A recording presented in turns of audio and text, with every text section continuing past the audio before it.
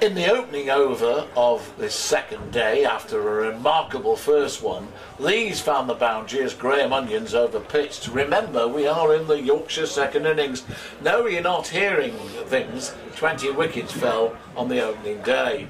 An erratic delivery from Onions was put away for 4 by Hod. He repeated the shot and got another boundary. Rushworth, though, the leading wicket taker in the country, continued to bowl well, and he found the edge on occasions, but at this stage nothing aerial as far as the openers were concerned.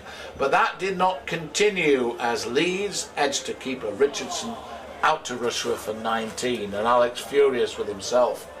Rushworth continued to bowl beautifully, testing this time Hod and Leading. Leading found the boundaries. Yorkshire closed in on 50. He then hit the left armer Harrison to the ropes through the offside, but then he perished. Harrison got the wicket as Leading lobbed the ball up and Stoneman took an excellent catch at mid-wicket, diving, Leading out for 13. For a time, Yorkshire dug in, and that's the story of this game. Someone needs to dig in. But then Hod departed, caught behind off Onions, and Yorkshire 66 for 3. It was now down to the experienced Balance and Gale, but this partnership, unfortunately for the White Rose, was short-lived. Balance played on to Harrison for 5, Yorkshire 73 for 4.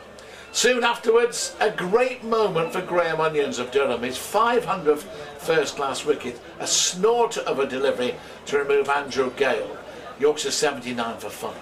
Fortunately for the White Rose, Maxwell and Rashid then played well to guide Yorkshire to 104 for 5 at lunch. But the bowlers are in charge. It's a lead of 110, and surely this match will not go to 4 days. Maxwell is 17, Rashid 13. Well, we now knew there was a crowd of 4,100 in the ground, and they were pretty buoyant because, of course, England had regained the Ashes. A magnificent effort. The crowd applauded heartily once they found out this news. And the scoreboard here ticked over soon into the resumption as Yorkshire's Maxwell played some lovely shots.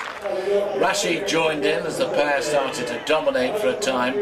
An unusual shot from Maxwell brought up the 50 partnership as he battled against fellow Australian John Hastings.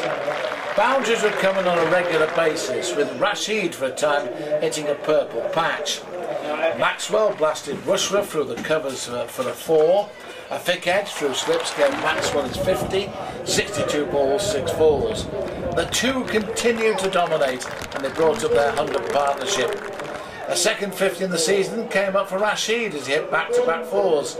Spin was introduced via Ryan Pringle and Maxwell lifted him over long on for 4, and then he unleashed a fine lofty drive for 6. This was excellent for the Yorkshire pair as bats started to dominate the ball for the first time in this match. The 150 partnership came up for Yorkshire, which have always seemed to have someone to help them out when the chips are down. Onion was bowling well, but then Maxwell hit him for back-to-back boundaries, and he went to his maiden first-class century, 14 fours, 2 sixes, the second maximum, bringing up that turn-off ball for Maxwell was now going to town with an array of fine shots. Rashid also playing his part in style. The 300 came up for Yorkshire, Maxwell 132, Rashid 91. And just before tea, another great moment in the career of Adil Rashid. An offside 4 and a century, his first in the championship this season, his 10th in all.